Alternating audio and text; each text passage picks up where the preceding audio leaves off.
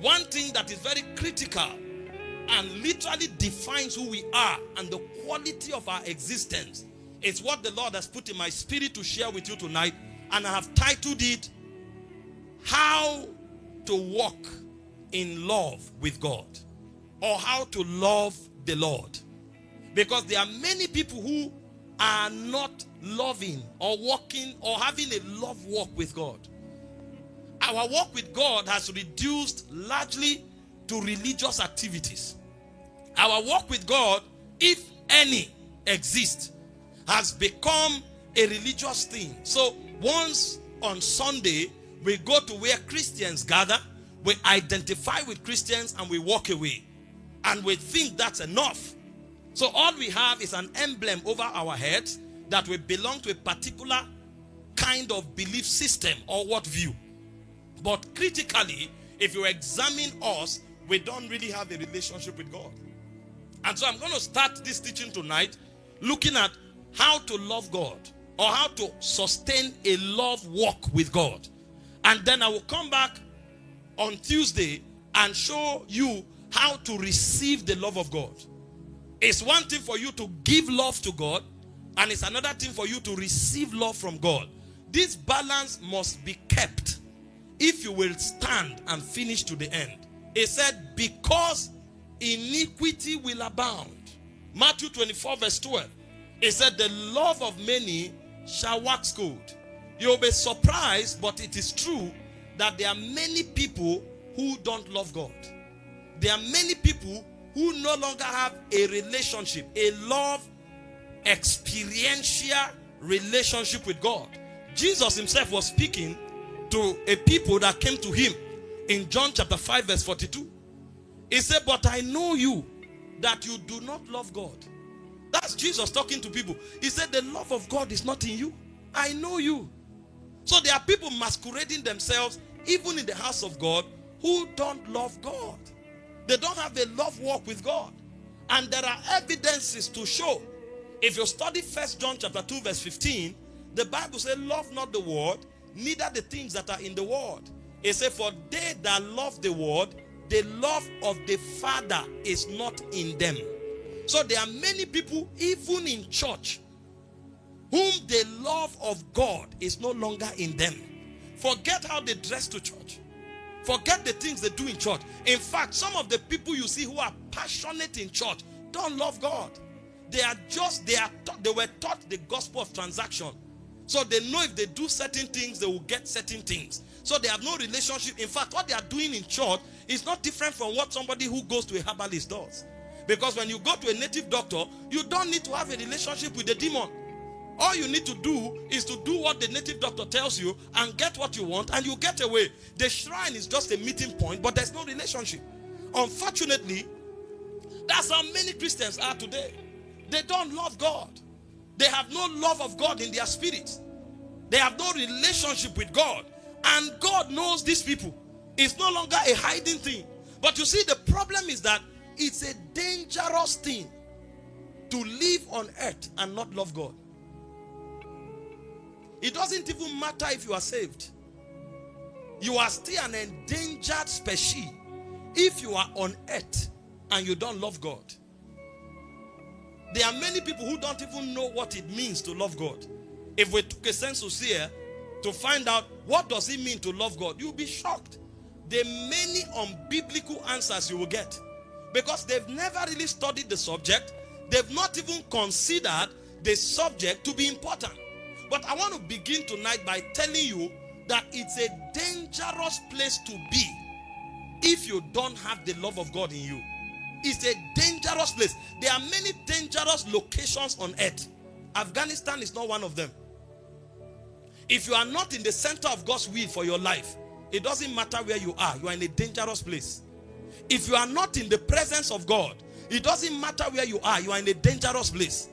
If you are not in the center of the love of God, it doesn't matter where you are. You are in a dangerous place. And unfortunately, there are many believers who are in very dangerous zones because they are neither in the will of God, neither are they in the presence of God, nor do they walk in the love of God. Tonight, I want to deal with the love of God. I will show you what the love of God is. I will show you the blessings of walking in the love of God. And I will show you how to cultivate the love of God. You need to learn to cultivate the love of God. Because the love of God can be learned. The love of God can be cultivated. And many believers don't know this. And so they are just loafing around. And they are wondering why things are happening to them that shouldn't happen. And when they see others who are walking in unexplainable blessings, they are jealous of them. You don't have to be jealous. There is enough for all of us. But there are ordinances that must be kept for us to walk and access the things that are made available. So the first thing I want to show you tonight is that it's a dangerous place to be if you are not in the love of God. Number one, let me show you the 4 dangers. Is that you are in the danger of judgment and a curse. Anybody who is not walking in the love of God is like an accursed person. The experiences of his life will not be different from a man who is cursed. He won't understand why. He is doing business, it's not working. Any bad thing that happens, he's the first it happens to. He puts all his effort, he's sinking, and is wondering what's going on. In fact, he will be right to say that he's cursed. Because without the love of God, that is where you are. The Bible speaking in 1 Corinthians chapter 16 verse 2. It said, if any man loveth not God, if any man loveth not the Lord Jesus Christ, it said he is anathema maranatha. You know, many times we keep shouting maranatha, but we don't know that that word is a compound word. It's anathema maranatha. Now, in the days of priesthood, any material in the temple that is cursed, they separate it from sacred things and they put it aside, waiting for a time when the temple will be decluttered and those things will be cast away. So those items that are cursed and separated is what they call anathema maranatha. That means cursed, awaiting visitation. So when we say Lord come, that's not where the phrase ends. The scripture is actually saying those who don't love God, they are cursed and they are kept waiting for the day Jesus will cast them out. So a person who doesn't love God is at the risk of a curse and a big judgment. In John chapter 3 verse 19, Jesus himself was speaking and he said, this is the condemnation. He said, light is coming to the world. He said, but men love darkness rather than light because their deeds were evil. So anybody who doesn't love God, Jesus said, this is the condemnation. He is the embodiment of condemnation. If you come to a point where the devil successfully make it possible for you not to love God, he doesn't need to attack you. You have become cursed. Your life won't work. If you like, drums of oil should be poured on you. If you like, live on a mountain praying. You are an accursed commodity. And even when God comes, it's not for intervention, it's to cast you out. Because the position of a man who doesn't love God is anathema maranatha. Praise God. Number 2, what's the danger of living in a realm where the love of God does not exist? There will be awakenings of demonic appetites. When you see men deviate from God and suddenly begin to love strange things, it's because the love of God has left them. The moment you can no longer stay with God, the moment you can no longer live serving God, the moment the presence of God becomes boring and walking with God becomes a burden, know that something has died on your inside. And not too long, another thing will wake up. Because we were created to be conveyors. We were not created to be empty. There is a vacuum in us that must be filled at all times. So if God doesn't fill it, something else will fill it. The moment a man loses the love of God and begins to detest or struggle with God's presence, that vacuum becomes open again. Something else will fill him. In 2 Timothy chapter 4 verse 2, Paul spoke of a man who was a veteran serving God with them. They loved prayer. They loved soul winning. They were champions of revival together. But suddenly, something happened. Satan was not fighting him every day. Something was off in his spirit. The love of God died. And without anybody talking to him, on his own, he left pursuing other things.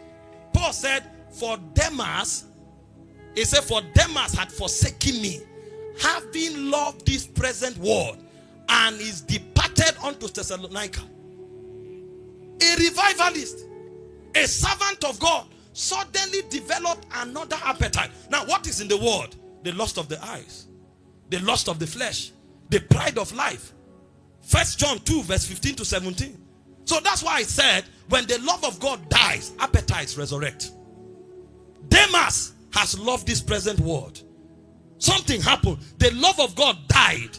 The lust of the eyes took off. The lust of the flesh woke up. The pride of life woke up. And on his own, he departed. That's why you see people walk away from church, walk away from God's presence, walk away from the house of God, walk away from the service of God. And then after 2 months, they become champions in the club. Because another appetite must rise. That thing that keeps you wanting to come for prayer meeting, wanting to study the Bible, wanting to go for soul winning, it's not your will, it's the love of God. Paul said in 1 Corinthians 2:14, he said the love of Christ constrained us. When that power is withdrawn, you will see that another appetite will begin to constrain you. You won't know why you like this will suddenly be on alcohol again. You like this will be jumping from one hotel to another. Sometimes the thing will hit you, you will cry. How did I get here? Something has died inside. It's a dangerous place to be when the love of God dies in you. And it is possible. Because Demas once loved God. Demas once walked with Paul. But suddenly, Paul said he loved this world. And who are those who love this world? Those whom the love of the Father is not in them. 1 John 2:15. He said, love not the world, neither the things that are in the world. He said, they that love the world, the love of the Father is not in them. So Demas once had the love of God. But when he departed from God, that love died. And other appetites came in, because Paul said he loved this present world. And what is in this present world? The lust of the flesh, the lust of the eyes, the pride of life. So the second danger of not walking in the love of God is that demonic appetites will wake up in you. You are capable of many things. So the reason why you are not doing it is because something is constraining you. If you let that constraining force die, you will be shocked what you are capable of. This is a world where in order to buy food, people murder people. Sometimes when they arrest certain murderers and you hear the reason why they murdered people, you will weep at how damaged the world has become. People kill people for 4,000 naira. 4,000 naira. They will eat lunch and in the evening is over and the conscience is dead. But those same people can be revivalists too. The difference is the appetite ruling them. When the love of God takes over, you begin to walk and function with God, like God, and you become exactly like Him.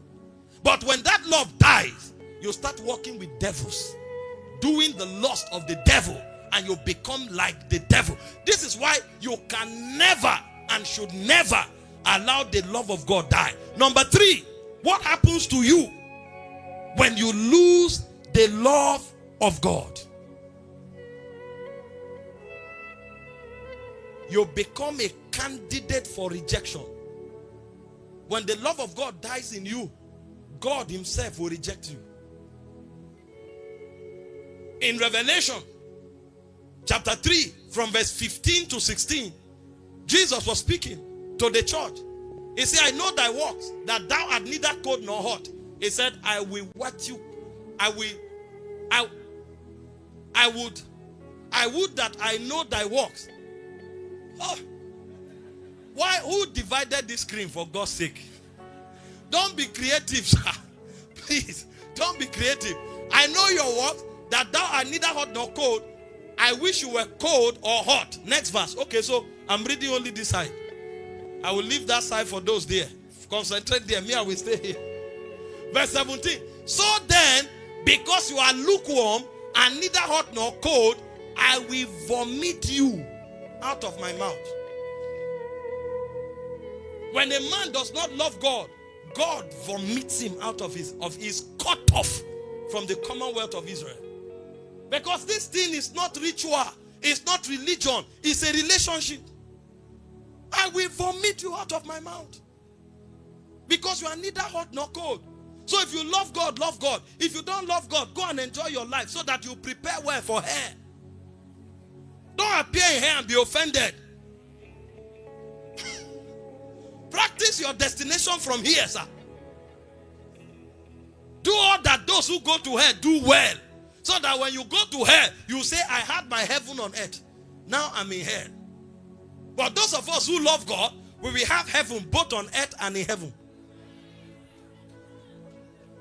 Because those who love him, he said he will come to them and manifest himself.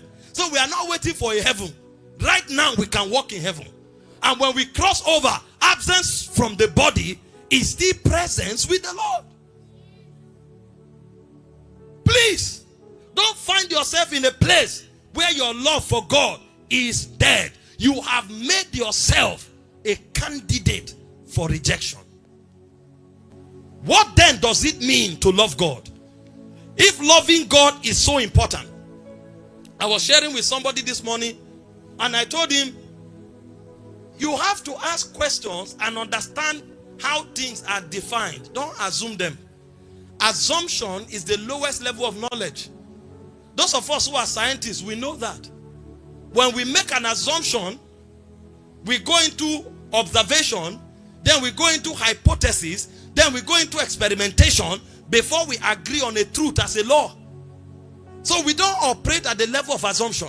Assumption is the lowest level of knowledge.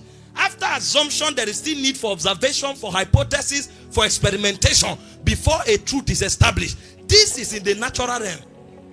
Now you are dealing with a spirit. You are just there assuming you love God because they played a slow music and you are crying. Your soul just aligned with the symphony. If they bring a worldly music that have that beat, you will still cry.